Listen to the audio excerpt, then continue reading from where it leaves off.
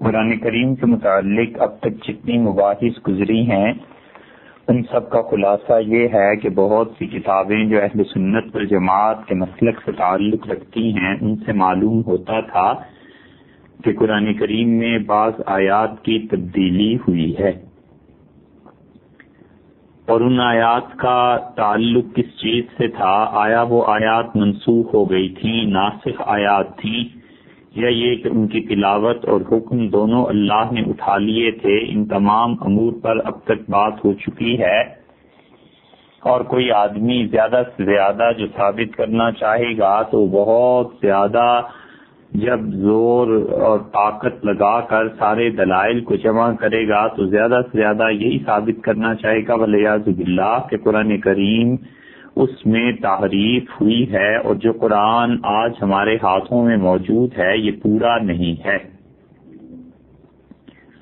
اور جہاں تک اس کے خلاف دلائل کا تعلق ہے، ان کے سوالات جوابات یہ سب چیزیں آپ کے سماعت سے گزر چکی۔ اب دیکھیے، ہم قرآن کریم میں خود دیکھیں کہ اللہ تعالی نے قرآن کریم کے متعلق کیا کہا ہے اور پرانی کتابوں کے متعلق کیا کہا ہے۔ چھٹے پارے میں سورہ مائدہ میں اللہ تعالی نے ارشاد فرمایا ہے، اور یہاں پر یہودیوں کے متعلق، ان کی برائیوں کے متعلق یہ باتیں ہوئی ہیں، اور اللہ تعالی نے اس کی 44 نمبر آیت میں ارشاد فرمایا کہ انا انزلنا التوراۃ، ہم نے تورات کو نازل کیا، فیہا ھدی و نور، اور اس تورات میں ہدایت ہے اور روشنی ہے، نور ہے۔ ہدایت سے مراد یہ ہوئی کہ اس میں عقائد ہیں، اس میں مسائل ہیں، اور اس میں اللہ تک پہنچنے کی راہ ہے۔ اور دوسری چیز یہ ارشاد فرمائی کہ قرآن کریم کی طرح اس تورات میں بھی نور تھا، اور عملی احکامات اس سے متعلق اس میں تھا، سارے کا سارا طریقہ کہ اللہ تک پہنچنے کی کون کون سی راہیں ہیں۔ اور پھر ارشاد فرمایا کہ یحکم بہ النبیون الذین اسلموا، تو انبیاء علیہ الصلوۃ والسلام میں جو اللہ کے مطیع اور فرما بردار تھے، جو مسلمان تھے، وہ اس تورات کے مطابق لوگوں کے فیصلے کیا کرتے تھے۔ للذین ہادوا، یہودیوں کے لیے تورات کے مطابق فیصلے کیے جاتے تھے۔ والربانیون، اور جو ان کے مشائخ تھے، جو اہل علم تھے، ان کے ہاں وہ بھی تورات کے مطابق فیصلے کرتے تھے۔ اور اللہ تعالی نے فرمایا کہ والاحبار، اور ان کے علماء بھی، بما استحفظوا من کتاب اللہ، کیونکہ اللہ کی اس کتاب کی نگرانی کا حکم انہیں دیا گیا تھا۔ وَكَانُوا عَلَيْهِ شُهَدَاء، اور وہ اس کے گواہ تھے، یعنی یہودی احبار، علماء، ربانیین، یعنی ان کے مشائخ،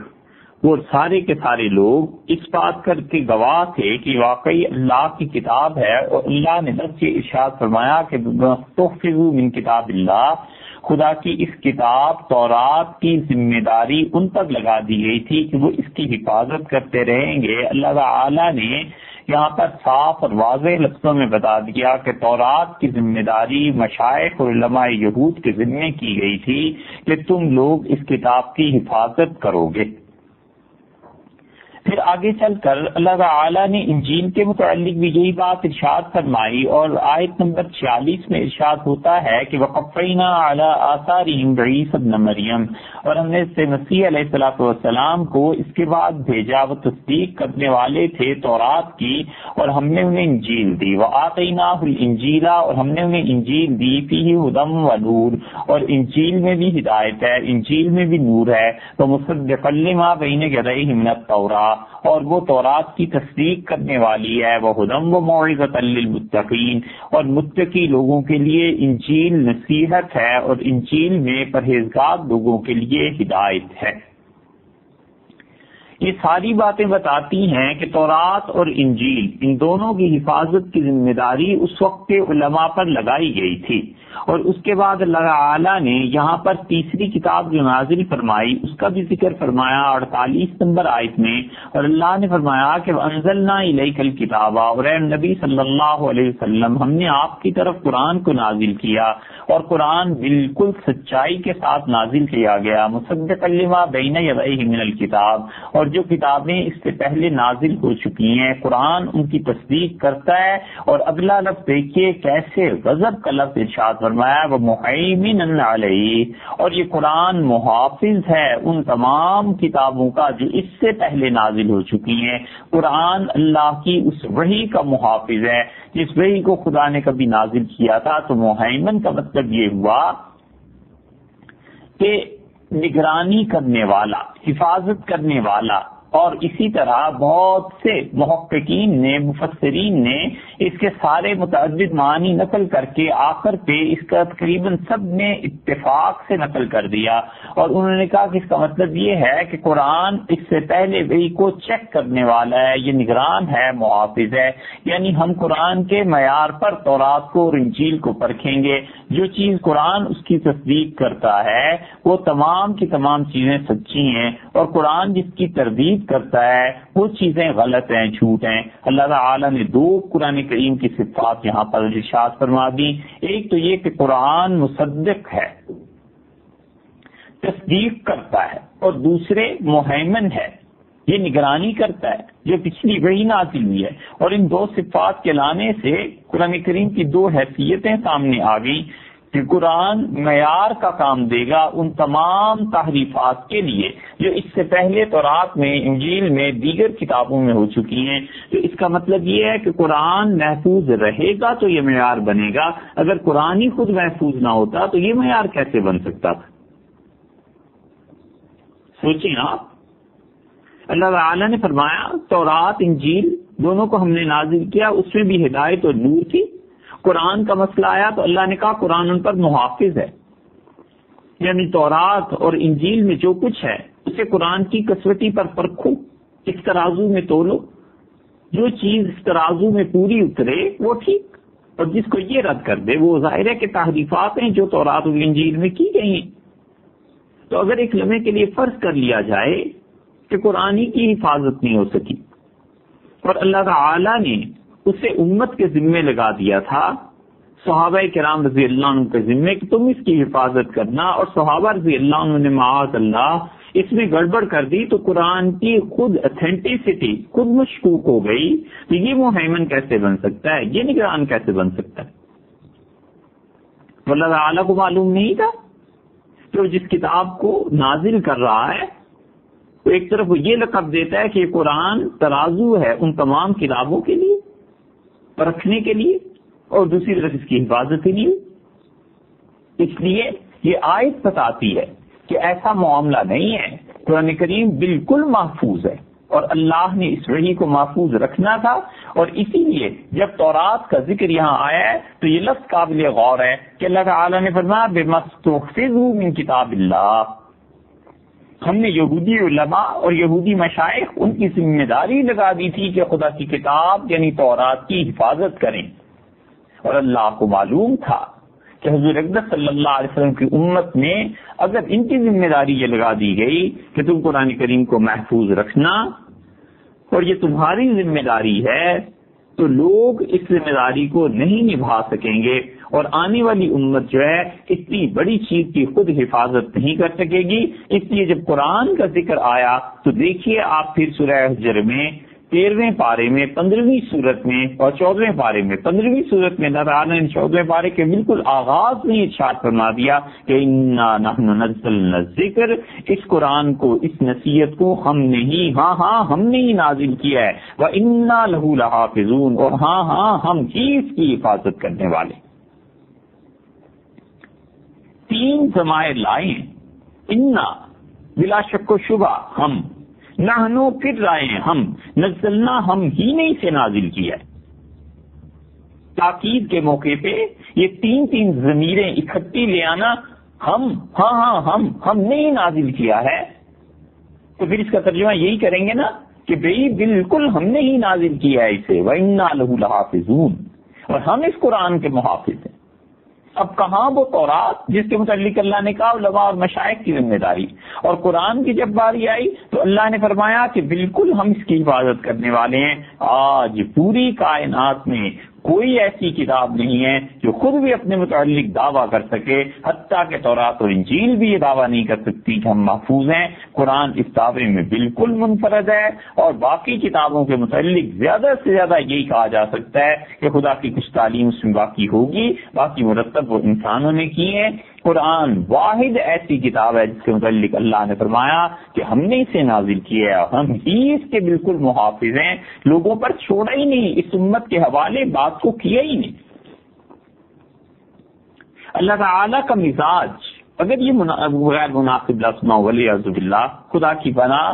لیکن بات سمجھنے اور سمجھانے کی غرض سے حق تعالی شانہ کا مزاج قرآن کریم کے متعلق اتنا نازک ہے کہ ذرہ برابر کسی کافر نے تنقید کی، قرآن کے متعلق ایک لفظ کہا، حق تعالی شانہ نے متعدد آیات نازل کر دی کہ کیسے جھوٹے لوگ۔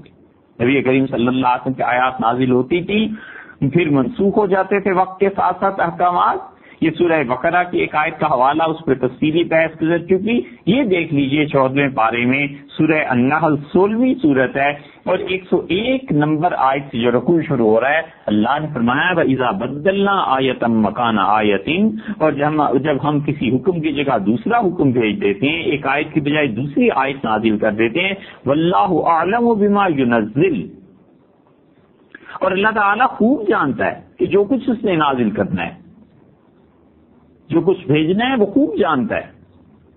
لیکن تبدیلی احکامات کو یہ مشرکین مکہ کیا کہتے ہیں؟ قالوا انما انت مفتر، کہتے ہیں یہ تو تم نرے گھڑ لینے والے ہو، اپنے پاس سے گھڑتے رہتے ہو، جو موقع کے مناسبت سے تم نے دیکھا وہی دین کا ایک حکم کہہ کے جاری کر دیا، یہ تو تمہاری اپنی عادت ہے، معاذ اللہ۔ رسول اللہ صلی اللہ علیہ وسلم کے الزام، اللہ نے فرمایا بل اکثرهم لا يعلمون، ان میں اکثر ایسے لوگ ہیں جو جاہل ہیں، احکامات جس ارتقاء اور ترتیب سے نازل ہو رہے ہیں یہ اس کی مصلحت اور حکمت کو جانتے ہی نہیں۔ پھر قرآن ہے کیا؟ قل نزلہ روح القدس، آپ ان سے کہیے کہ قرآن جبریل امین روح القدس پاک روح لے کے آئی ہے میرے رب کا، آپ کے پروردگار کی طرف سے، بالحق سچائی کے ساتھ، لیثبت الذین آمنوا، تاکہ قرآن ایمان والوں کو ثابت قدم رکھے، وہدن، اور قرآن تو ہدایت ہے، وبشریٰ للمسلمین، اور اسلام قبول کرنے والوں کے لیے بہت بڑی بشارت، خوشخبری ہے قرآن اللہ نے انہیں دی ہے۔ وَلَقَدْ نَعْلَمُ أَنَّهُمْ يَقُولُونَ، ہمیں اچھی طرح معلوم ہے یہ لوگ اعتراض کرتے ہیں اور کہتے ہیں انما يعلمه بشر، ایک آدمی آتا ہے اور محمد صلی اللہ علیہ وسلم کو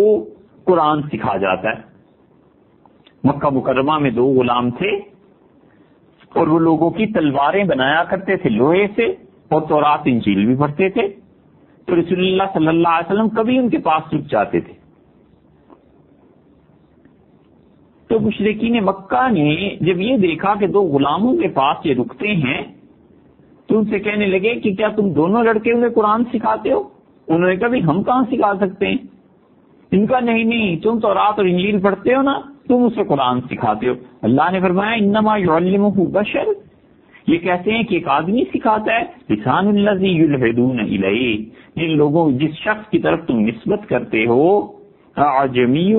اس کی زبان تو عجمی ہے، وہذا لسان عربی مبین، اور ہم نے قرآن کو تو بڑی فصیح عربی زبان میں نازل کیا۔ وہ لوگ تو اپنے معافی ضمیر کو ادا کرنے پہ قدرت نہیں رکھتے، ان کے پاس تو ایسی زبان ہی نہیں ہے۔ قرآن کے متعلق کہتے ہو کسی سے سیکھ کے آ جاتے ہیں، ان الذین لا یؤمنون بآیات اللہ، جو لوگ اللہ کی آیتوں پہ ایمان نہیں رکھتے، لا یہدیہم اللہ ولہم عذاب علیم، اللہ انہیں کبھی ہدایت نہیں دیتا اور ان کے لیے سخت دردناک عذاب ہے۔ اس لیے جہاں بھی کسی نے ذرہ برابر کوئی بات کی قرآن کریم کے متعلق، اللہ تعالیٰ نے اسی وقت بےخونی فرمائی ہے۔ کیوں؟ آخر اس وجہ سے کہ خدا کو معلوم تھا یہ اس کی آخری وحی ہے اور اس نے قیامت تک رہنا ہے، اور اس پر ہی ساری دنیا کی ہدایت کا دار و مدار ہے۔ ہزاروں لاکھوں نہیں، کروڑوں نہیں، اربوں انسانوں کی ہدایت اور گمراہی کا دار و مدار اس کتاب پر ہے۔ اس لیے اللہ تعالیٰ نے قرآن کے متعلق اسی لیے بار بار ارشاد فرمایا ہے آگے دیکھ لیجیے 18ویں پارے میں سورہ الفرقان میں 25ویں سورہ ہے یہ قرآن کی 4 آیت میں اللہ فرماتے ہیں وقال الذین کفروا، اور یہ جو لوگ کافر ہیں یہ کہتے ہیں ان ھذا الا افک افترا، یہ قرآن تو بس مکمل طور پر جھوٹ ہے، میرا جھوٹ ہے۔ افطرا محمد صلی اللہ علیہ وسلم اپنے پاس سے گھڑ لیتے ہیں، بیٹھ کے بناتا رہتا ہے معاذ اللہ۔ وَأَعَانَهُ عَلَيْهِ قَوْمٌ آخَرُونَ، اور ایک اور قوم بھی ہے، کچھ اور لوگ بھی ہیں جو اس کی مدد کرتے ہیں۔ ٹھیک یہ وہی الزام ہے جو 1500 سال پہلے مشرکین مکہ جاہل لگاتے تھے، آج بھی سینکڑوں یہودی اور ملحد اور مستشرکین اسی کو اپنی کتابوں میں بار بار دہراتے ہیں کہ حضور صلی اللہ علیہ وسلم قرآن کو تورات دیکھ کے لکھ لیا تھا۔ یہ ہے وَأَعَانَهُ عَلَيْهِ قَوْمٌ آخَرُونَ، پھر ظالم جی کہتے ہیں کہ اس میں اس کی مدد دوسرے لوگ بھی کر دیتے ہیں۔ فَقَدْ جَاءُوا ظُلْمًا وَزُورًا، بڑے ظلم کے مرتکب ہوئے ہیں لوگ، بہت بڑا جھوٹ بولا ہے جو یہ کہتے ہیں۔ وَقَالُوا أَسَاطِيرُ الْأَوَّلِينَ، کہتے ہیں قرآن تو پچھلے زمانے کی بے سند باتیں، اکتتبها، اس شخص نے کہیں سے لکھوا لیا ہے ان بے سند باتوں کو۔ نوح، صالح، ہود علیہ السلام کی پک سے معاذ اللہ کوئی سند نہیں ہے ان کی، بس اس شخص نے لکھوا لیا فَهِيَ تُمْلَىٰ عَلَيْهِ بُكْرَةً وَأَصِيلًا، پھر وہی صبح و شام پڑھ کر سنایا جاتا ہے۔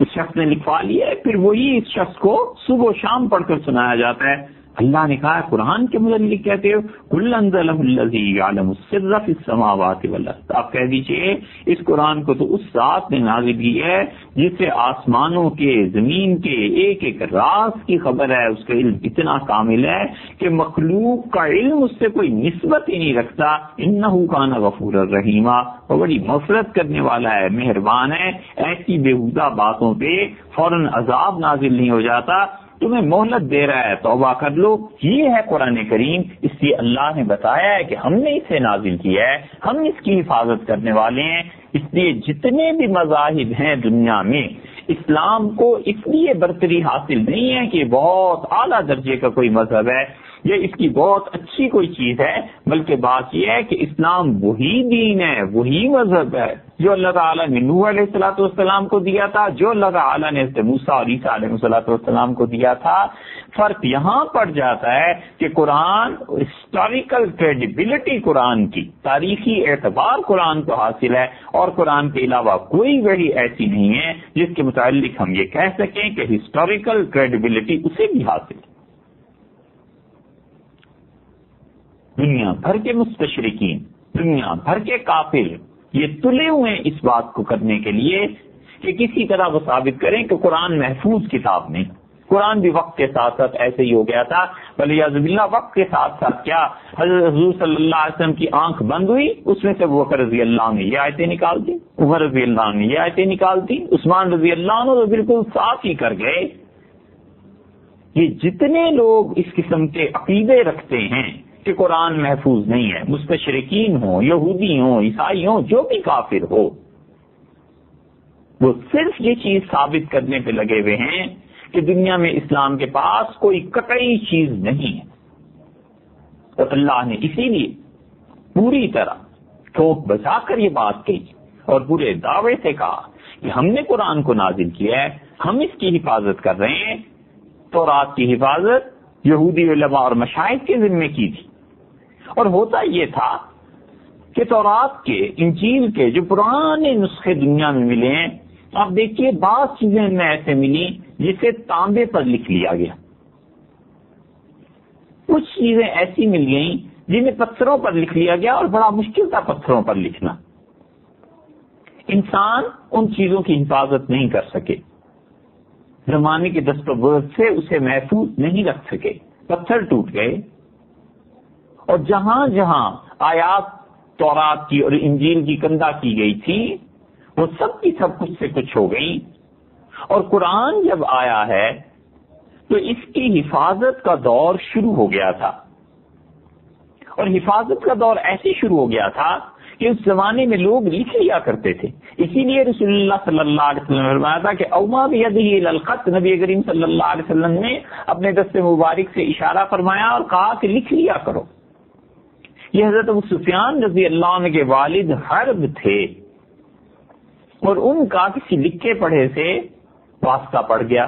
اور اس نے آ کے مکہ مکرمہ میں انہیں پڑھایا. پھر آہستہ آہستہ قریش نے لکھنا پڑھنا شروع کیا، یہاں تک کہ حضرت شفا رضی اللہ عنہا جب ہجرت کر کے مدینہ منورہ آئی ہیں تو رسول اللہ صلی اللہ علیہ وسلم نے اس خاتون کو بازاروں پہ مقرر کر دیا کہ دیکھو بازاروں کی تم نگرانی کیا کرو. اسی وجہ سے سیدنا عمر رضی اللہ عنہ اپنے زمانے میں حضرت شفا رضی اللہ عنہا کو بلایا اور فرمایا دیکھیے آپ کو نبی کریم صلی اللہ علیہ وسلم مقرر کیا تھا، میں پھر آپ کو بازاروں پہ مقرر کرتا ہوں، مدینہ منورہ میں گھومتی رہیں اور چیک کرتی رہیں کہ ان تاجروں میں کہیں بھی سود کا کاروبار نہ ہو. اکابر خواتین صحابہ کرام رضی اللہ عنہ کی بیویاں، ان کی مائیں زندہ تھیں. کس چیز کی وجہ سے رسول اللہ صلی اللہ علیہ وسلم نے انہیں ترجیح دی تھی؟ سب عورتوں پہ مدینہ منورہ میں تعلیم کی وجہ سے. یہ تعلیم فرق پیدا کرتی ہے، علم فرق پیدا کرتا ہے. یہ لکھ لیتی تھی، پڑھ لیتی تھی. سیدہ عائشہ رضی اللہ عنہ لکھ لیتی تھی، پڑھ لیتی تھی. حفصہ رضی اللہ عنہ لکھ لیتی تھی، پڑھ لیتی تھی. تو ہوا یہ کہ کتابت کا کام جب قرآن نازل ہوا ہے دنیا میں ہو رہا تھا. مصر میں ایک پودا پایا جاتا تھا اور یونانیوں کی زبان میں اسے پیپرس کہتے تھے، اور اس پیپرس کا جو درخت تھا اس کے اندر ایک بالکل باریک لیئر ہوتی تھی، پرت اس کی ہوتی تھی، اس کو نکال لیتے تھے جو ماہرین تھے اور اس پرت پر لکھا کرتے تھے. یہ کاغذ کو جو پیپر کہتے ہیں نا، اسی وجہ سے کہ یہ پیپرس درخت سے بنا ہے. اور چین میں لکڑی کے ذریعے کاغذ اس زمانے میں بنتا تھا، اور یہ کاغذ تاجروں کے ذریعے سمرقند میں آیا. اسی لیے انسائکلوپیڈیا بریٹانیکا والا لکھتا ہے the art of paper making reached Samarkand in central Asia in 751 and in 793 the first paper was made in Baghdad during the time of Harun al-Rashid with the golden age of Islamic culture that brought paper making of Europe. دیکھا آپ نے کہ چین سے یہ کاغذ سمرقند میں پہنچا 751 میں عیسوی میں، اور اس کے بعد بغداد میں ہارون الرشید خلیفہ کے زمانے میں پہلی مرتبہ یہ کاغذ بنایا گیا، اور کاغذ صرف بغداد سے یورپ پہنچا. اسلام کے جتنے احسان ہیں اور مسلمانوں کی تہذیب کے جتنے احسان ہیں یورپ پہ، کوئی لکھنے بیٹھے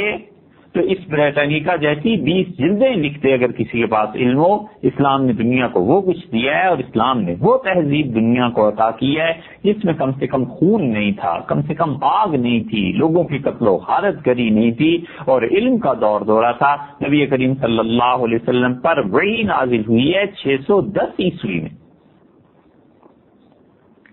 اور اس کے بعد وہی ڈبل چیکنگ کا سسٹم ہوا. یہ صحابہ کرام رضی اللہ عنہ لکھتے تھے.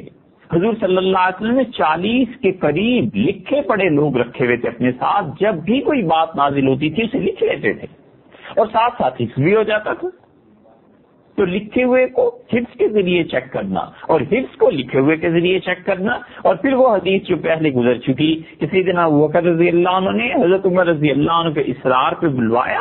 اور بلوا کر قرآن کریم کو باقاعدہ طور پر تحریر کر دیا گیا. اور یہ قدیم کاغذ تھا، وہی جو پیپرس تھا نا، اور اس میں سے ایک لیئر نکالی گئی تھی اور پیپر اس کا نام بنا. بس اس کے بعد اس پہ لکھا گیا، اور پھر حضرت عثمان رضی اللہ عنہ نے اس کو لکھوا کر، جیسے کہ پہلے گزر چکا، 7 یا 8 اس کی حصے تھے، اس کی نقول تھی، وہ تیار کرا کے عالم اسلام میں مختلف جگہ پر بھجوا دی، اور ہر شہر میں بڑی مسجد میں رکھوا دیا کہ اپنے اپنے قرآن اس سے نقل کر کر کے لکھتے رہو. لوگ دھڑا دھڑ آتے تھے، قرآن کریم لکھتے تھے، لے کے چلے جاتے تھے. اور پھر اس کے بعد قرآن کی مزید خدمت ہوئی. سیدنا علی رضی اللہ عنہ نے، سیدنا عمر رضی اللہ عنہ نے، اور ان کے بعد حجاج بن یوسف نے، ان سب نے مل کر قرآن کریم پہ زیر زبر پیش یہ سب چیزیں لکھی. اور پھر خط کوفی میں قرآن لکھا گیا، لہذا اب بھی ایسے نسخے پائے جاتے ہیں جو 1000 سال تو معمولی بات ہے پرانے نسخے لکھے ہوئے ہیں، اس کو دیکھ لیجئے اور آج کے قرآن کو دیکھ لیجئے، کچھ فرق نہیں ہے۔ اور پھر یہ سلسلہ چلتا رہا یہاں تک کہ نیپولین بوناپارٹ جب آیا 18ویں صدی کے آخر میں مصر میں، تو یہ پرنٹنگ پریس ساتھ لے آیا تھا اور قرآن کو چھاپا گیا، اور جب چھپ گیا تو یہ اللہ کی طرف سے حفاظت کا جو وعدہ تھا وہ بالکل پورا ہو گیا۔ اب تو جگہ جگہ قرآن کریم ملتے ہیں، اتنی چھپتی ہے یہ کتاب، اللہ کی کتاب ہر جگہ چھپتی ہے اور ہر جگہ وہ پائی جاتی ہے۔ یہ قرآن کریم کی حفاظت نہیں ہے تو اور کیا ہے؟ اتنے دلائل عقلی ہیں کہ اس کے بعد تو کوئی بالکل ہی دشمنی پہ تلا ہوا ہو تو کہے گا کہ قرآن کریم محفوظ نہیں ہے، وگرنہ قرآن کی حفاظت پہلے دن سے لے کے اب تک ایسے ہی چل رہی ہے اور اللہ نے اسے محفوظ رکھا ہی ہے۔ نبی کریم صلی اللہ علیہ وسلم کے دور میں بھی وہی قرآن کریم تھا جو آج ہمارے دور میں پایا جاتا ہے۔ یہ قرآن کریم وہی ہے جو نبی کریم صلی اللہ علیہ وسلم نے جبریل امین سے لیا تھا اور جبریل نے اللہ تعالیٰ سے لیا تھا، اس لیے اس میں کوئی تحریف کی بات آ ہی کیسے سکتی تھی؟ ایک طرف قرآن ہے جو مسلسل اور متواتر ایسے ثابت ہے جیسے دلی کا ہندوستان میں ہونا اور جیسے نیو یارک کا امریکہ میں ہونا، اور دوسری طرف کسی کتاب میں کوئی جھوٹی روایت، کوئی کمزور روایت، کوئی ضعیف روایت، اس کو لے کے آ جانا کہ جی یہ ثابت کرتی ہے کہ قرآن، ارے بھائی یہ کیا ثابت کرتی؟ یہ بالکل ہی ایسی دیوانگی کی باتیں جیسے لاکھوں آدمیوں پر مشتمل ایک جلوس نکلتا ہے، کوئی لیڈر ہے اور وہ جلوس کی قیادت کرتا ہے اور اس کے پیچھے بالکل آخری سرے پہ ایک آدمی بھونپو لے کر کھڑا ہو جائے اور وہ بار بار کہے کہ سیاست میں یہ لیڈر خراب ہے، ایسا ہے ایسا ہے، تو کون اس کی سنتا ہے؟ ہاتھی چلتے رہتے ہیں قافلوں میں، کتے بھونکتے رہتے ہیں، ہاتھی ہر ایک بھونک اگر پیچھے مڑ کے دیکھنا شروع کر دے تو پھر سفر ہو چکا ہے۔ اس لیے اتنا بھونڈا الزام ہے کہ کوئی عقل مند آدمی جس کا تعلق دین سے نہ بھی ہو، اسلام سے نہ بھی ہو، تو بھی جب اتنے حقائق کا مطالعہ کرے گا تو یہ بات تسلیم کیے بغیر نہیں رہ سکتا کہ قرآن اپنی حقیقی صورت میں آج بھی امت میں ایسے ہی محفوظ ہے جیسے وہ پہلے دن حضور اکرم صلی اللہ علیہ وسلم پر نازل ہوا تھا۔ رہ گئی یہ بات جو حضرت عثمان رضی اللہ عنہ پہ الزام ہے، اسی طرح عثمان رضی اللہ عنہ نے قرآن کریم کو جلا دیا تھا۔ اس کی ساری اصل وہ ہے جو صحیح بخاری کی روایت فضائل القرآن میں آتی ہے۔ امام بخاری رحمت اللہ علیہ نے اپنی صحیح میں باب باندھا ہے کہ جمع القرآن، قرآن کریم کیسے جمع ہوا، اور روایت یہ ہے کہ انس بن مالک رضی اللہ عنہ نے بیان کیا کہ حذیفہ بن یمان رضی اللہ عنہ قدم علی عثمان، سیدنا عثمان رضی اللہ عنہ کے پاس آئے، اور یہ روایت پہلے اس سے گزر چکی ہے، اس کو کچھ تفصیل کے ساتھ آپ کی خدمت میں پیش کیا جا چکا ہے۔ وکان یغازی اہل الشام فی فتح آرمینیا و آذربائیجان مع اہل العراق، اور اہل عراق کی مدد کے ساتھ آرمینیا اور آذربائیجان کے علاقے جو تھے شام والوں کی مدد کے ساتھ ان لوگوں نے مل کے فتح کرنے تھے۔ وافزع حذیفہ اختلافوں فی القراء، جب یہ شام، عراق اور ان کے لشکر جمع ہوئے حذیفہ رضی اللہ عنہ کے، تو حذیفہ رضی اللہ عنہ گھبرا اٹھے لوگوں کی قرآت میں اختلافات دیکھے۔ فقال حذیفہ رضی اللہ عنہ مدینہ منورہ حاضر ہوئے اور حضرت عثمان رضی اللہ عنہ سے کہا، یا امیر المومنین، امیر المومنین ادرک هذه الامہ قبل ان يختلفوا فی الکتاب اختلاف الیہود والنصارى، اس امت کی خبر لیجیے، خدا کی کتاب کے متعلق اختلافات کی ابتدا ہونے لگی ہے، ایسے نہ ہو کہ یہودیوں اور عیسائیوں جیسے اختلافات ہو جائیں۔ حضرت عثمان رضی اللہ عنہ نے حفصہ رضی اللہ عنہ کی طرف بھیجا ایک کاتب کو اور کہا ہمارے پاس وہ قرآن کریم کا نسخہ بھیج دیں جو لکھا تھا سیدنا ابوبکر رضی اللہ عنہ کے زمانے میں، تو ہم اس کی کاپیز بنائیں گے، ننسخها فی المصاحف، ہم صفحات میں اسے لکھ لیں گے، ثم نردھا الیک، اور ہم اس کے بعد آپ کی خدمت میں دوبارہ پیش کر دیں گے۔ تو حضرت حفصہ رضی اللہ عنہا نے یہ نسخہ سیدنا عثمان رضی اللہ عنہ کو دیا، اور حضرت عثمان رضی اللہ عنہ نے، امیر المومنین رضی اللہ عنہ نے زید بن ثابت، عبداللہ بن زبیر، سعید بن عاص، عبد الرحمن بن حارث بن ہشام، ان سب کی یہ ڈیوٹی لگا دی رضی اللہ عنہ کی کہ اس کی شکل نقلیں بناؤ۔ اور حضرت عثمان رضی اللہ عنہ نے قرآن کو لکھوایا، اس سے کاپی کروایا،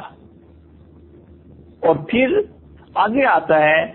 کہ فَأَرْسَلَ إِلَى كُلِّ أُفُقٍ بِمَصْحَفٍ مِّمَّا نَسَخُوا، جو کچھ لکھا گیا تھا قرآن کریم،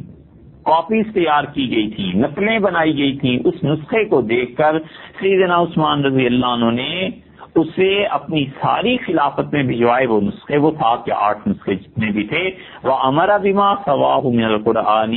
اور انہوں نے حکم ارشاد فرمایا کہ قرآن کے علاوہ فی کل صحیفۃ، جو کچھ کے لکھا گیا، اور مصحف، اس قرآن کو دیکھو، اور اس کے علاوہ جتنے بھی قرآن پائے جاتے ہیں، یحرق، انہیں جلا دیا جائے۔ یہ قرآن میں بھیج رہا ہوں، اور اس قرآن کے علاوہ جتنے بھی قرآن پائے جاتے ہیں، مثلا کچھ نسخے ایسے جن میں منسوخ آیات بھی ابھی تک لکھی ہوئی ہیں، مثلا کچھ نسخے ایسے ہیں جن میں ابھی تک وہ آیات لکھی ہوئی ہیں جن آیات کی تلاوت نبی کریم صلی اللہ علیہ وسلم نے ترک فرما دی تھی، مثلا تفسیری جملے جن میں لکھے ہوئے ہیں۔ اس قسم کے جتنے نسخے ہیں ان سب کو ان یحرق، جلا دیا جائے۔ یہ حضرت عثمان رضی اللہ عنہ پہ اعتراض ہے۔ ہم پوچھتے ہیں کہ سیدنا عثمان رضی اللہ نے چلو بھئی فرض کر لیا کہ جلانے ہی کا حکم دے دیا تھا، تو امت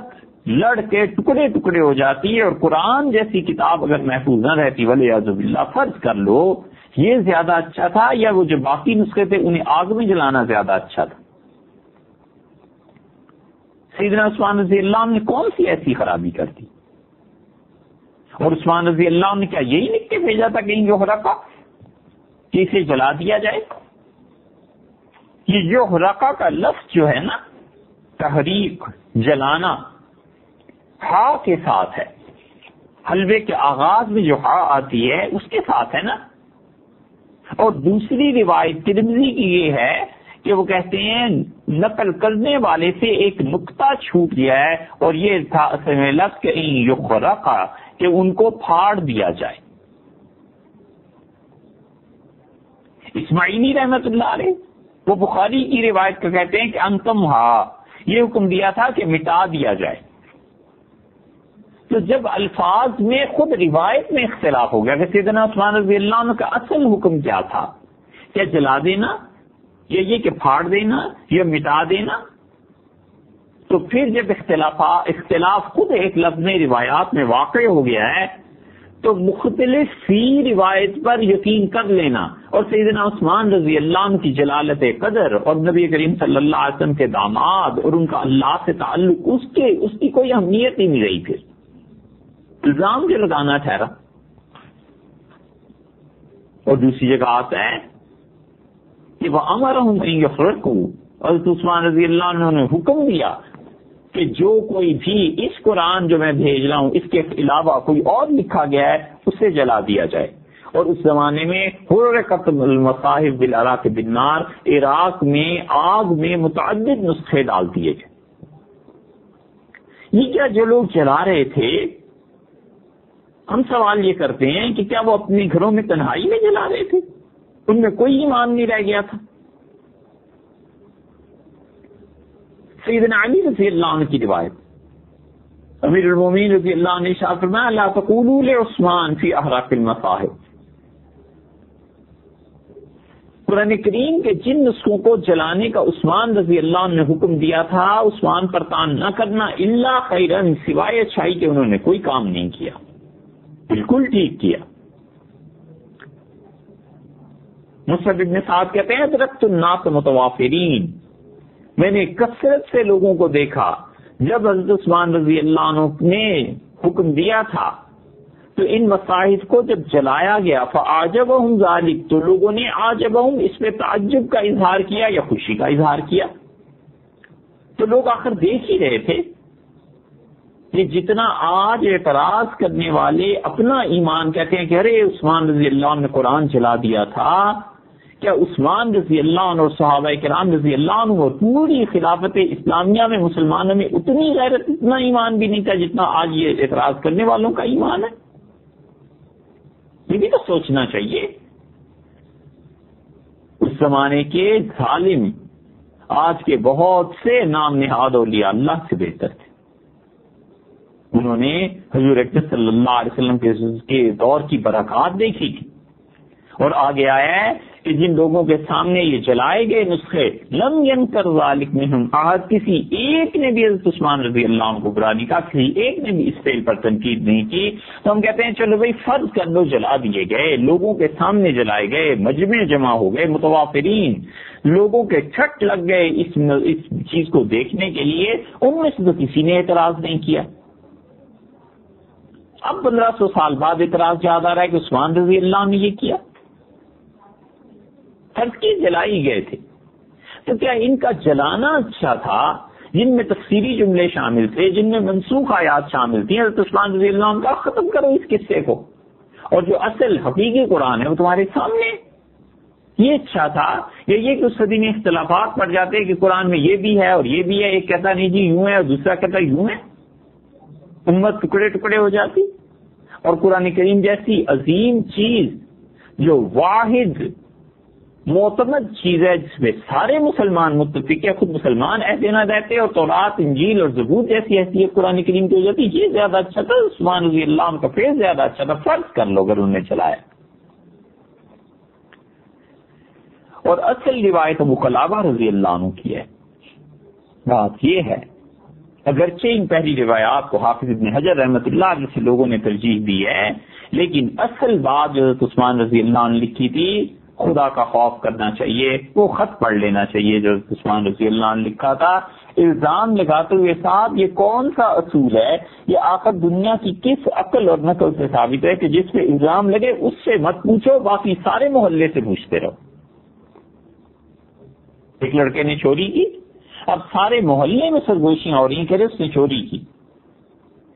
آپ کو کیسے بتایا؟ ارے بھی فلاں کہہ رہا تھا چوری کی۔ ایک جس پر چوری کا الزام ہے اس سے نہیں پوچھنا کہ اصل حقیقت کیا ہے، باقی ساری جہان سے پوچھو۔ یہ ان لوگوں کا وتیرہ ہے جو جھوٹ کو پھیلاتے ہیں، اور جھوٹ کو پھیلانا بھی تو نہیں گناہ ہے جتنا جھوٹ کا بولنا گناہ ہے۔ سیدنا عثمان رضی اللہ عنہ پر الزام لگانا تو گناہ ہے ہی ہے، اور ان پر الزام کو پھیلانا بھی گناہ ہے، اور پھر اس کی زد سیدنا عثمان رضی اللہ عنہ تو خیر کیا پڑے گی، اس کی زد بڑھتی ہے جا کر قرآن پہ۔ کیا آپ یہ کہنا چاہتے ہیں کہ قرآن پورا نہیں؟ تو صاف کھل کے کہیے بھی قرآن پورا نہیں ہے،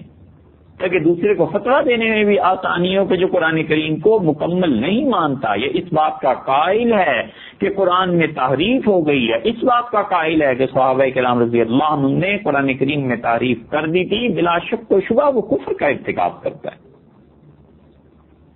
کھل کے بات کرے۔ سیدنا عثمان رضی اللہ عنہ لکھا کیا تھا ان سے بھی تو پوچھو گئی۔ ابو قلابہ رحمۃ اللہ علیہ کی روایت میں آتا ہے فلما فرغ عثمان من المصحف، حضرت عثمان رضی اللہ عنہ جب قرآن کریم کی اس لکھوانے سے وہ جو کاپیز بنی تھیں ان سے فارغ ہو گئے، کتب الی اہل الامصار، تمام شہروں میں خط اپنا بھیجا، ان کی طرف لکھا، انی قد سمعت قضا و قضا، میں نے قرآن کریم کو اس طرح نقل کروا دی ہے، وَمَحَوْتُ مَا عِنْدِي، اور میرے پاس کو اس قرآن کے علاوہ جو چیزیں مجھے ملی ہیں میں نے مٹا دی ہیں، فَمْحُوا مَا عِنْدَكُمْ، تمہارے پاس بھی قرآن کے علاوہ جتنی اس قسم کی چیزیں انہیں مٹا دو۔ یہ ہے اصل بات۔ بس اب راوی نے آگے جس کے جو جی میں مٹانے کی ترتیب آئی اس نے اپنے پاس سے وہ کر لی، اس نے کہا مٹانا آگ ہی سے ہو سکتا ہے، حکم دیا تھا جلانے کا، دوسرا کہتا ہے نہیں پانی سے مٹایا گیا ہے، اس لیے وہ کہتا ہے عثمان رضی اللہ عنہ نے ساری چیزوں کو دھو دینے کا حکم دیا تھا کہ قرآن کے نام سے تفسیری جملے ہیں، منسوخ آیات ہیں، جو کچھ بھی تمہارے پاس ہے ان سب کو دھو دو پانی سے۔ اسی لیے قاضی عیاض رحمۃ اللہ علیہ پورے یقین کے ساتھ کہتے ہیں کہ بِأَنَّهُمْ غَسَلُوهَا بِالْمَاءِ، لوگوں نے قرآن کریم کے جتنے بھی نسخے اس اصل نسخے کے علاوہ پائے جاتے تھے، جن میں تفسیری جملے وغیرہ وغیرہ چیزیں شامل تھیں، ان سب کو پہلے پانی سے دھو دیا، ثم احرقوها، اور پھر اس کے بعد انہوں نے آگ میں ڈال دیے وہ صفحات اور وہ چیزیں، تاکہ کوئی نشان ہی باقی نہ رہے۔ قاضی عیاض کہتے ہیں یقینی طور پر ایسے ہوا ہے۔ دیکھا آپ نے حضرت عثمان رضی اللہ عنہ کو کہا تھا مٹا دو، تو جس شخص کو جو مٹانے کا طریقہ مناسب معلوم ہو اس نے وہ کیا، اور اس کی نسبت حضرت عثمان رضی اللہ عنہ کی طرف کر دی۔ اس لیے ایک راوی کہتا ہے حضرت عثمان رضی اللہ عنہ کا تھا کہ دھو دو، دوسرا کہتا ہے حضرت عثمان رضی اللہ عنہ نے فرمایا تھا جلا دو۔ نہیں، انہوں نے کیا فرمایا تھا ان سے بھی پوچھ لو، ان کا خط تاریخ اور حدیث ہمیں بتاتی ہے کہ سیدنا عثمان امیر المومنین رضی اللہ عنہ نے یہ فرمایا تھا کہ میرے پاس جو کچھ ہے میں نے مٹا دیا، تم بھی اپنے پاس جو کچھ ہے وہ مٹا دو۔ اور یہی وہ چیز ہے جو مصنف عبدالرزاق میں بھی آئی ہے، بہت جگہ پر آئی ہے، اور اسی سے پتہ چلتا ہے کہ قرآن کریم کے وہ صفحات جو کام میں نہ لائے جا سکیں انہیں پانی میں بہا دیا جائے، اور اس زمانے میں روشنائی کچی ہوتی تھی، پانی سے دھل جاتی تھی، اور اب وہ روشنائی کچی نہیں رہی، اب تو چھپ جاتی ہے، اس لیے ان کی تدفین کر دی جائے۔ تو حضرت عثمان رضی اللہ عنہ اصل میں یہ حکم دیا تھا۔ اب اس کے بعد جو آدمی ان پر الزام لگا کے اپنی عاقبت خراب کرنا چاہے، بلا شبہ وہ اپنی عاقبت خراب کرنا چاہتا ہے تو کرے، لیکن کم سے کم یہ نہ کرے کہ اہل علم کے کندھے پہ پاؤں رکھ کے جہنم میں جانا ہے۔ ویسے براہ راست چھلانگ لگا لے، کہہ دے قرآن پورا نہیں، جو مرضی ہو پھر، لیکن یہ کہنا کہ بخاری میں یہ روایت آتی ہے، فلان جگہ یہ روایت آتی ہے، فلان جگہ، ان کے کندھے پر قدم رکھ کے جہنم میں نہ کودے بھائی۔ سیدنا عثمان رضی اللہ عنہ کا خط یہ ہے، امر بما سواہ، حضرت عثمان رسول اللہ صلی اللہ علیہ وسلم کے دوہرے داماد امیر المومنین رضی اللہ عنہ، انہوں نے فرمایا کہ میرے پاس یہ تھا، میں نے اسے مٹا دیا، اور جو کچھ تمہارے پاس ہے وہ تم بھی مٹا دو۔ اسی لیے حضرت عثمان رضی اللہ عنہ کے بعد بھی جو اہل علم خلفاء اور بعض حضرات آئے ہیں، انہوں نے قرآن کریم کے ساتھ یہی معاملہ کیا کہ قرآن کریم کی کوئی بھی چیز ان کے پاس تھی جو قرآن کے علاوہ تفصیلی روایات یہ چیزیں تھیں، انہوں نے کہا اسے ختم کر دینا چاہیے، مٹا دینا چاہیے، تاکہ آئندہ آنے والی نسل کہیں یہ نہ سمجھ لے کہ یہ جو ہے قرآن ہی ہے، اسے پتہ چل جائے کہ قرآن ایک الگ چیز ہے، اور تفصیلی روایات، منسوخ آیات اور قرات وغیرہ کے اختلافات کی ایک الگ چیز ہے۔ یہ جو حضرت عثمان رضی اللہ عنہ پہ الزام تھا، یہ تو اپنی آخرت برباد کرنے والے جو لگاتے ہیں سو لگاتے ہی ہیں، ایک الزام حنفیوں پر بھی ہے کہ حنفی فقہا یہ لکھتے ہیں کہ قرآن کریم کو ولیعوذ باللہ پیشاب سے لکھ لیا جائے، اور حنفی یہ کہتے ہیں کہ قرآن کو خون سے لکھ لیا جائے۔ اب حنفیوں سے نہ پوچھو کہ بھئی انہوں نے کہا ہے یا نہیں کہا، باقی سارے جہان میں ان کی بدنامی کا وہ شہرہ بلند کرتے رہو، حنفی فقہا سے نہیں پوچھنا۔ وہ ہے تو لطیفے کی بات، لیکن شاید اس سے وضاحت ہو جائے بات کی۔ ایک صاحب بیٹھے ہوئے تھے تو گھر سے وہ پچھلے زمانوں میں نوابوں کے ہاں، جاگیرداروں کے ہاں جو آتا تھا پیغام لے کے، نائی اسے کہتے تھے، تو گھر سے پیغام دینے والا آیا اور اس کا چہرہ اترا ہوا تھا، یہ دیکھ کے بڑے پریشان ہوئے اور کہا کیوں صاحب گھر میں خیریت ہے؟ تو وہ رونے لگا۔ ان کا خیریت ہے، منہ سے بولو کچھ کہو، وہ رونے لگا۔ ان کا کچھ تو بولو۔ اس نے کہا حضور کیا بتاؤں، آپ کی بیوی بیوہ ہو گئی ہے۔ بیوہ ہو گئی؟ ارے یہ کیسے ہو گیا؟ انہوں نے کہا بیوی آپ کی بیوہ ہو گئی، بس ہو گیا۔ رونے لگے، چیخو پکار شروع ہو گئی۔ اٹھ کے جا رہے تھے اور بار بار کہتے تھے ہائے افسوس، ہم نے زندگی میں یہ دن بھی دیکھنا تھا، ہماری اہلیہ بیوہ ہو گئی۔ تو کسی نے روکا اور کہا حضور والا جناب آپ زندہ ہیں تو اہلیہ محترمہ کیسے بیوہ ہو سکتی ہیں؟ تو تھوڑے سے چھٹکے، پھر کہنے لگے سوچا تو ہم نے بھی یہی تھا، مگر کیا کریں جو گھر سے آیا یہ کبھی جھوٹ نہیں بولتا۔ تو کسی نے کہا اہلیہ سے بھی جا کے پوچھ لیجئے کہ بیوہ ہوئی ہیں یا نہیں ہوئی۔ کانا صاحب ان کے سامنے ایسی زبان ایسی بری خبر کیسے پوچھی جا سکتی ہے کہ آپ بیوہ ہو گئی یا نہیں ہو گئی؟ آخر مربت شرم و حیا بھی کوئی بات ہے؟ تو بات یہ ہے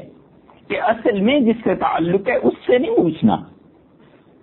اور باقی سارے جہان میں انہیں بدنام کرنے کے لیے کہتے فتنہ کہ حنفی یہ کہتے ہیں کہ سورہ فاتحہ کو، قرآن کریم کو خون سے لکھا جائے ولیعذ باللہ، پیشاب سے لکھا جائے تو بھی جائز۔ حنفی فقہا نے جو کچھ لکھا ہے، فتاوی قاضی خان کی ایک عبارت ہے وہ بھی آپ سن لیجئے۔ قاضی خان میں فتاوی میں یہ لکھا ہے، قاضی خان رحمۃ اللہ علیہ بہت بڑے فقیہ تھے، انہوں نے اپنے فتاوی میں نقل کر دیا ہے، لکھا ہے کہ جس آدمی کی نکسیر پھوٹے اور خون رکے نہیں، تو جب خون نہیں رکے گا تو اب اس کی جان کو خطرہ ہوگا نا، تو اس زمانے میں ایک ٹوٹکا یہ کرتے تھے کہ نکسیر کے خون سے پیشانی پر، نکسیر زدہ آدمی کی پیشانی پر سورہ فاتحہ لکھ دیتے تھے، اس کی تاثیر یہ ہوتی تھی کہ نکسیر بند ہو جاتی تھی، جیسے تعویذ دیتے ہیں۔ تو ایک آدمی جس کی نکسیر پھوٹی اور کہتے ہیں اس کا خون نہ رکے، مر جائے گا نا، تو اب بھلا بتاؤ اس کی جان بچانی ضروری ہے یا یہ چیز ضروری ہے کہ قرآن کریم کے اس ان الفاظ کو، سورہ فاتحہ کو علاج کی غرض سے اس کے ماتھے پہ نہ لکھا جائے، چاہے مر جائے، اس مرنے پہ کوئی گناہ نہیں ہوگا۔ ایک آدمی اس کی حیثیت سمجھنی چاہیے، بھوکا ہے، پیاسا ہے، اور خون اور اس کے پاس سور کا گوشت، ایسی چیزیں ہیں، اس کو کھا کے جان بچ سکتی ہے تو مر جانا چاہیے یا کھا لینا چاہیے؟ فقہا نے لکھا ہے اور اللہ نے فرمایا ہے کہ ہم نے تم پر مردار حرام کیا، خون حرام کیا، سور کا گوشت حرام کیا، اور آگے فرمایا ہے کہ ہاں جس کو اپنی جان کے لالے پڑ جائیں وہ ان چیزوں کو کھا سکتا ہے، خون پی سکتا ہے تاکہ جان بچائے، سور کا گوشت کھا لے تاکہ جان بچائے، اور اگر مر جائے اور وہ اسے تقویٰ کا بخار چڑھا ہوا ہو کہ نہیں ہم نے تو شراب پینی نہیں، چاہے مر جائیں اس وقت مگر شراب نہیں پیئیں گے، تو فقہا نے لکھا ہے قیامت میں گناہگار اٹھایا جائے گا، اس لیے کہ اللہ نے اجازت دی تھی، خدا کی اجازت سے کیوں نہیں نفع اٹھایا۔ ایسے ہی کسی آدمی کی زندگی موت کا مسئلہ اس زمانے میں بنتا تھا، تو ایک ٹوٹکے کے طور پر یہ کہتے تھے کہ اس کی پیشانی پر نکسیر کے خون سے ہی لکھ دو سورہ فاتحہ کو تو یہ بچ جائے گا، اور بچ جاتے تھے لوگ۔ اب اس سے اعتراض کیا ہے؟ انسان کو مرنے دیتے وہ اپنے زمانے میں،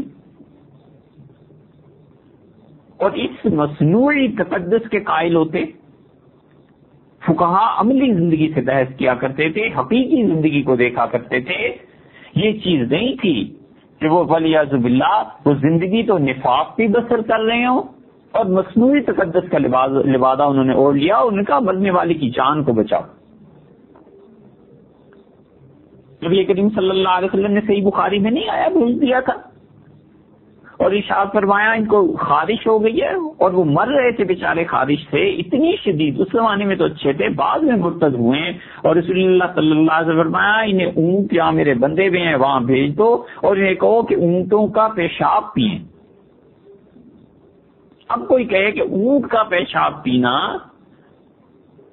یہ حرام تھا تو نبی کریم صلی اللہ علیہ وسلم سے بھی تو پوچھ لے کوئی جا کے ولیعذ باللہ کہ آپ نے کیسے ایسی بات کی اجازت دے دی تھی۔ نتیجہ یہ نکلا کہ ان کی خواہش ختم ہو گئی اور جان بچ گئی۔ یہ الگ بات ہے انہوں نے پھر بعد جو کرتوت کی اس کی وجہ سے انہیں پھانسی کی سزا ہوئی، مگر جان انسانوں کی بچانی ضروری تھی یا نہیں ضروری تھی؟ اور پھر جب قاضی خان رحمۃ اللہ علیہ خود لکھتے ہیں کہ اس کا خون نہ تھمے، یہ خون تھم گیا تو ہمیں کیا ضرورت ہے اس کے ٹوٹکا کرنے کی؟ جب خون تھمتا ہی نہیں ہے، کسی طرح وہ رکنے میں آتا ہی نہیں ہے، تو پھر کچھ نہ کچھ تو کرنا ہے نا۔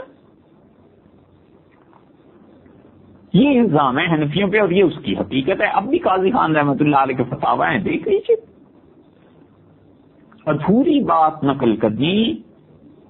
جس سے اپنے کبر کی تسکین ہوتی ہو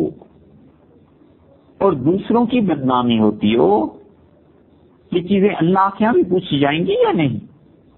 اور پھر یہ فتویٰ جو قاضی خان رحمۃ اللہ نے نقل کیا یا لکھا ہے، کیا حنفیوں کا ہے؟ کہ امام ابو حنیفہ رحمۃ اللہ علیہ نے ایسے کہا تھا؟ امام ابو حنیفہ رحمۃ اللہ علیہ کے شاگرد ہیں، یہ حسن ابن زیاد ہیں، ظفر ہیں، امام محمد ہیں، ابو یوسف ہیں، واسطوں سے آگے ان کے شاگرد ہیں رحمہ اللہ، انہوں نے یہ فتویٰ دیا تھا۔ ان کے بعد بھی دیکھ لیجئے قاضی یہ معروف کرخی رحمۃ اللہ علیہ ہیں، جساس ہیں، صدر شہید ہیں، ائمہ میں سے سرخسی ہیں، شیخ الاسلام رحمۃ اللہ علیہ، انہوں نے یہ فتویٰ دیا تھا۔ صرف دے کر ایک مفتی ابو بکر اسقاف تھے، ان کی رائے تھی بس۔ اس زمانے کے فقہا میں ایک ابو بکر اسقاف رحمۃ اللہ علیہ اچھے عالم دین تھے، اور انہیں اس کے ساتھ ساتھ ان طب پہ، تعویذوں پہ، ان چیزوں سے ایک تعلق تھا۔ انہوں نے ایک ٹوٹکا لوگوں کو بتا دیا، اب اس بنیاد پر سارے حنفیوں کو رگڑ، اس بنیاد پہ سارے حنفیوں کو کہنا یہ خیانت نہیں ہے تو اور کیا ہے؟ تو اس لیے قرآن کریم کی عزت، اس کی حرمت ہمیشہ سے امت میں چلی آئی ہے۔ حنفیوں یا شافعیوں، مالکیوں، حنبلیوں، کوئی بھی ہو، کسی بھی مسلک سے تعلق رکھتا ہو، اس کا ادب، عزت اور احترام ضروری ہے۔ مذاہب کے اختلافات کو کبھی بھی دنیا میں ختم نہیں کیا جا سکتا۔ اگر دنیا میں باعزت قوموں کی طرح رہنا ہے اور انسانوں کی طرح زندگی بسر کرنی ہے تو آپ جس مسلک سے تعلق رکھتے ہیں اس مسلک میں جو کچھ بھی کہیے کیجیے، مگر دوسروں کا احترام ضروری ہے، دوسرے کے مسلک کا احترام ضروری ہے۔ اگر احترام نہیں کیا جائے گا تو پھر جو بھی احترام کی روایت کو توڑے گا اس کا خمیازہ خود بھی بھگتے گا۔ کسی صحیح چیز کو قائم کرنے میں برسا برس لگ جاتے ہیں، خاندان میں روایت قائم کرنے میں برسا برس لگ جاتے ہیں، اور توڑنا ہو تو 2 منٹ میں، اچھی چیزوں کو خراب کرنا ہو تو 1 منٹ میں ہو جاتی ہے، اور سچی چیز کو بنانے کے لیے برسا برس کی محنت اور جدوجہد درکار ہوتی ہے۔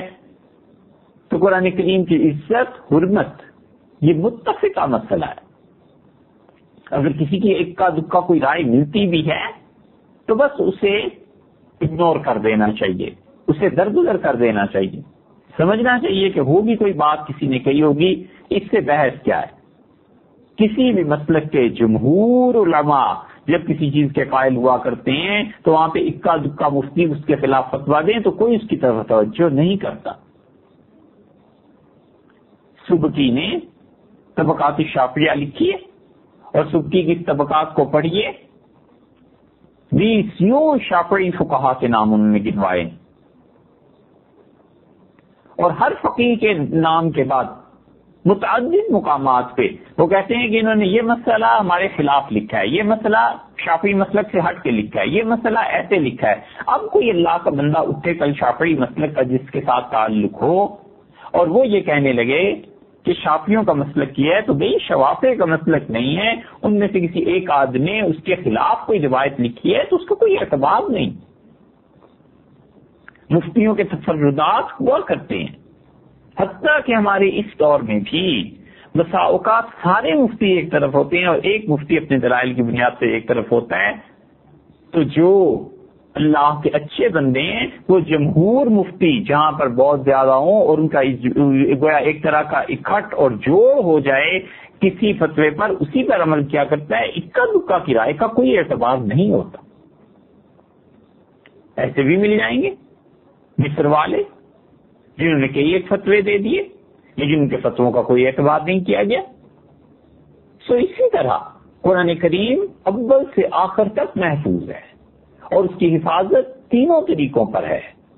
اس کے الفاظ بھی محفوظ ہیں، ترتیب آیات کی وہ بھی محفوظ ہے۔ نبی کریم صلی اللہ علیہ وسلم نے جیسے رفائی تھی وہ ہم تک ویسے ہی پہنچا ہے۔ ہاں کچھ روایات صورتوں کے آگے پیچھے ہونے کی، مثلا یہ کہ سورہ نساء پہلے تھی، سورہ آل عمران تھی، اس سے بھی کچھ فرق نہیں پڑتا، ہر صورت اپنے طور پر مکمل ایک چیز ہے۔ تو جو کوئی قرآن کریم کے متعلق عقیدہ رکھے گا اور کہ ولیعذ باللہ قرآن کریم میں تحریف ہوئی ہے تو یہ عقیدہ اسے کفر تک لے جائے گا۔ قرآن کریم کا انکار کچھ معمولی بات نہیں، عقیدے کا مسئلہ ہے، ایمان اور کفر کے معیار کی بات ہے کہ ایک آدمی ایمان سے نکلا تو سیدھا کفر میں گیا، اور عبداللہ بن مسعود رضی اللہ عنہ نے جو قرآن کریم اپنے شاگردوں کو پڑھایا تھا اس وقت سے لے کر اب تک سینہ بہ سینہ اور پھر کتابت کے ذریعے محفوظ چلا آتا ہے۔ عبداللہ بن مسعود رضی اللہ عنہ پہ ایک تو یہ الزام، پھر حضرت عثمان رضی اللہ عنہ پہ الزام، ابن مسعود رضی اللہ عنہ پہ ایک اور الزام بھی لگایا گیا، اور وہ الزام یہ تھا کہ ابن مسعود رضی اللہ عنہ نے سورہ الناس اور سورہ فلق اور الناس جو آخری دو صورتیں ہیں اس کا انکار کر دیا تھا، اور ابن مسعود رضی اللہ عنہ کہتے تھے یہ قرآن کریم کا حصہ نہیں ہے۔ یہ وہ 6 الزامات میں سے ایک ہے جو سنن کبریٰ میں امام بہقی رحمۃ اللہ علیہ نے ابو بکر بن اسحاق شافعی فقیہ سے نقل کیے، اور انہوں نے کہا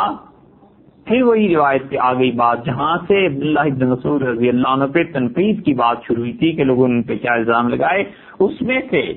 ایک بات یہ اس نے کہی ابو بکر بن اسحاق نے، اور بڑی جرت کے ساتھ یہ بات اس نے کہی ہے، یعنی جرت کوئی اچھے معنی میں نہیں دیا جا رہا۔ انہوں نے کہا کہ ابن مسعود رضی اللہ عنہ اگر بھول گئے رفع یدین تو کون سی ایسی بات ہے، ابن مسعود رضی اللہ عنہ تو یہ چیز بھی بھول گئے تھے، یہ چیز بھی بھول گئے تھے، اور ابن مسعود رضی اللہ عنہ کیف کان یقرأ النبی صلی اللہ علیہ وسلم رسول اللہ صلی اللہ علیہ وسلم واللیل اذا یغشا، اس سورت کو کیسے پڑھتے تھے ابن مسعود رضی اللہ عنہ یہ بھی بھول گئے تھے۔ اور پھر انہوں نے کہا کہ ابن مسعود رضی اللہ عنہ قرآن سے ایسی چیز بھول گئے کہ کہیں مسلمانوں کا اس میں اختلاف نہیں ہوا، وہی المعوذتان، اور وہ قرآن کی آخری دو صورتیں ہیں۔ معوذتان 2 صورتیں جو تعوذ سے شروع ہوتی ہیں، قل اعوذ برب الفلق اور قل اعوذ برب الناس، یہ 2 صورتیں ابن مسعود رضی اللہ عنہ بھول گئے کہ یہ قرآن میں ہیں یا نہیں۔ یہ ہے الزام دوسرا ابن مسعود رضی اللہ عنہ پہ، اور یہ الزام سراسر جھوٹ اور غلط فہمی ہے۔ ابن مسعود رضی اللہ عنہ نے انکار کیا یا بھول گئے، پہلی بات تو یہ بھی ہے بھی اگر تو ابن مسعود رضی اللہ عنہ نے انکار کیا تو ابن مسعود رضی اللہ عنہ کی صحابیت کا شرف ہم ایک طرف رکھ کر سوچیں، قرآن کریم کے کسی ایک لفظ کا حرف کا انکار کرنا بھی کفر ہے یا نہیں؟ صاف بات کرنی چاہیے۔ تو پھر ابن مسعود رضی اللہ عنہ جو پوری سورت کا انکار کرتے تھے مسلمان رہ جائیں گے؟ آخر کون سی منطق اور فتویٰ ایسا ہے جس کی روح سے یہ تسلیم کر لیا جائے کہ ابن مسعود رضی اللہ عنہ 2 صورتوں کو مانتے ہی نہیں تھے قرآن، اور پھر ابن مسعود رضی اللہ عنہ اس کے ساتھ ساتھ مسلمان بھی ہیں، فقیہ بھی ہیں، حضرت عمر رضی اللہ عنہ بھی ان کی تعریف کر رہے ہیں، حضرت علی رضی اللہ عنہ بھی ان کی تعریف کر رہے ہیں، اور لطف کی بات یہ کہ امیر المومنین علی رضی اللہ عنہ جیسا حق کو آدمی کوفہ دارالحکومت دارالخلافہ، اور سیدنا علی رضی اللہ عنہ ممبر پر بیٹھ کے بار بار ابن مسعود رضی اللہ عنہ کو اچھا کہہ رہے ہیں، اور کہیں ایک لفظ بھی سچا تو درکنار کوئی جھوٹا بھی یہ نہیں کہتا کہ علی رضی اللہ عنہ نے ابن مسعود رضی اللہ عنہ کو کفر کا فتویٰ دے دیا تھا، اس لیے کہ سیدنا علی رضی اللہ عنہ اسی شہر میں آئے تھے، وہاں سب ان کو کے سامنے تھے ابن مسعود رضی اللہ عنہ کے شاگرد۔ تو بھول جانا ایک الگ بات ہو گئی اور انکار کرنا ایک الگ بات ہو گئی۔ پہلے تو بات چلی تھی اس سے کہ ابن مسعود رضی اللہ عنہ بھول گئے کہ سورہ الناس اور فلق یہ دونوں قرآن میں سے ہیں، یعنی یہی بھول گئے، اور پھر والعیاذ باللہ اس الزام کو آگے جو چلایا تو آگے آنے والوں نے لکھا کہ ابن مسعود رضی اللہ عنہ انکار کرتے تھے اور کہتے تھے کہ یہ 2 صورتیں قرآن کا حصہ ہی نہیں۔ یہ سراسر جھوٹ ہے عبداللہ ابن مسعود رضی اللہ عنہ پہ، اور اس جھوٹ پر جو کچھ علماء امت نے لکھا ہے آئندہ نشست میں انشاءاللہ کچھ اختصار کے ساتھ مختصر طریقے پہ اس جھوٹ کی حقیقت اور ان کی عبارتیں یہ سب چیزیں آپ کے سامنے آ جائیں گی۔